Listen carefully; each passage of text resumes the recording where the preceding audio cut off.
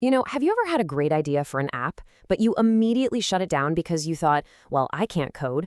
What if I told you that building a business as an app developer has become one of the most accessible side hustles out there, even if you've never written a single line of code in your entire life? Today, we're going to break down exactly how you can get started. Let's just start with this quote right here because it says it all. This one sentence completely flips the script on what's possible. The huge technical barrier that used to exist, it's basically crumbled. What was once just for hardcore programmers is now wide open for creative problem solvers.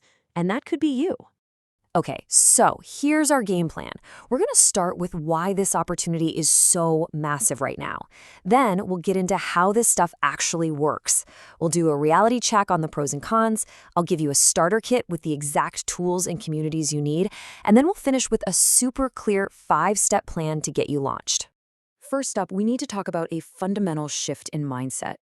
See, this isn't about becoming a programmer anymore. It's about becoming a problem solver who just happens to use apps as their tool of choice. So what is this magic we're talking about? Well, it's called no code. And really, you can just think of it as a way to build powerful software visually. Instead of typing out thousands of lines of confusing commands, you're using these really intuitive drag-and-drop interfaces to design everything and connect all the pieces of your app. So how is any of this even possible? I mean, what changed to make app development so accessible all of a sudden? Let's pull back the curtain and look at the mechanics of how it all works today. This analogy it's perfect. In the old days, to build something, you had to basically be a chemical engineer to invent the plastic and then a factory manager to mold the bricks. It was insane. Now you're the creative builder with an infinite box of digital Legos, ready to click them together and build anything you can dream up. And this is the engine that makes it all run. It's really these 4 breakthroughs. You've got drag and drop, so you can see what you're building. You've got templates, so you're never, ever starting from a blank page. You have AI assistants now that can literally build you a database from a simple sentence. And maybe most importantly, you had these massive online communities where you can learn by just copying and tweaking what other people have already built. The old gatekeepers are just gone. All right, so this all sounds incredible, I know. But let's be realistic for a second. Like any real business opportunity, this comes with its own set of advantages and challenges. So it's time for a little reality check. You really have to understand both sides of the coin here. On the pro side, yeah, the startup cost is practically zero. Your main investment is your time, which means you can be profitable almost right away.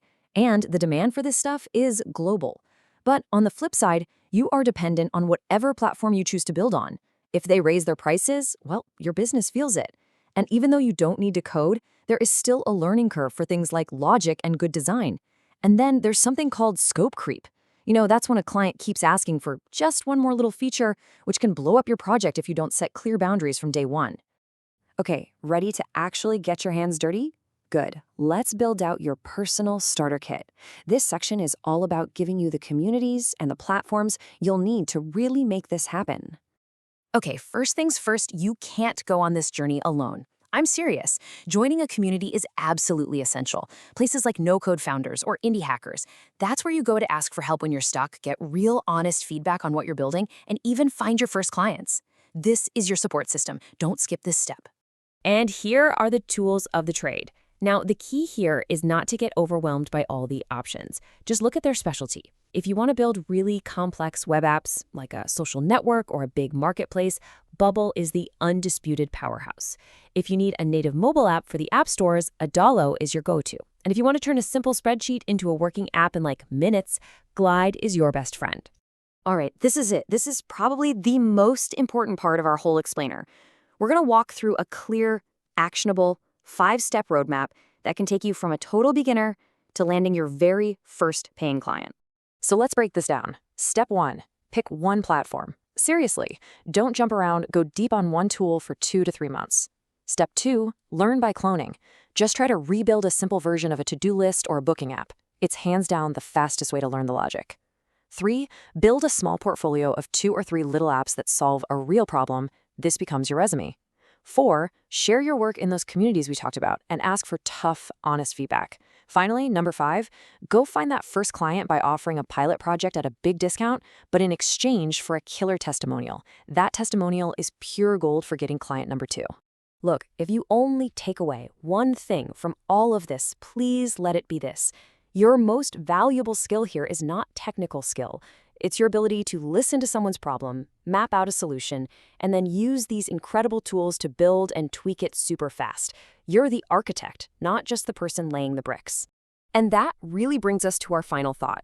Your future clients, they don't care if you used Bubble or Adalo or if you coded it all by hand. They care about one thing and one thing only. Did you solve my problem? The technology is just how you get there.